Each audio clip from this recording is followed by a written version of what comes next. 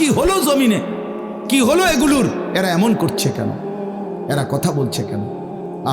আল্লাহ বলেন ইয়াউমাইদিন তুহাদ্দিসু আখবারাহা।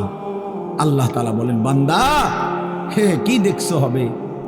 এই মাত্র দেখলা স্বর্ণরূপ্য টাকা পয়সা কথা বলে, এখন না দেখবা আসল খেলাটা। ইয়াউমাইদিন তুহাদ্দিসু আখবারাহা।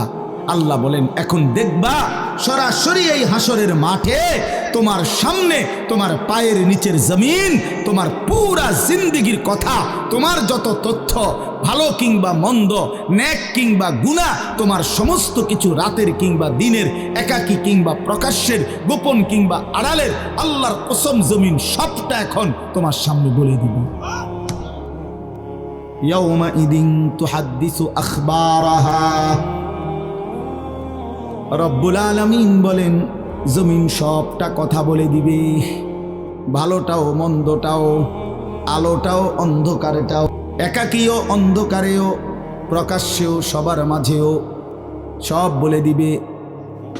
রাতের চুরি বলে দিবে, রাতের তাহাজ্জুদটাও বলে দিবে, মদের আড্ডার কথাও বলে দিবে, জুয়ার আড্ডার কথাও বলে দিবে। সারা রাত যুবক উলঙ্গ ছবি দেখেছ, আল্লাহর কসম সেটাও বলবে।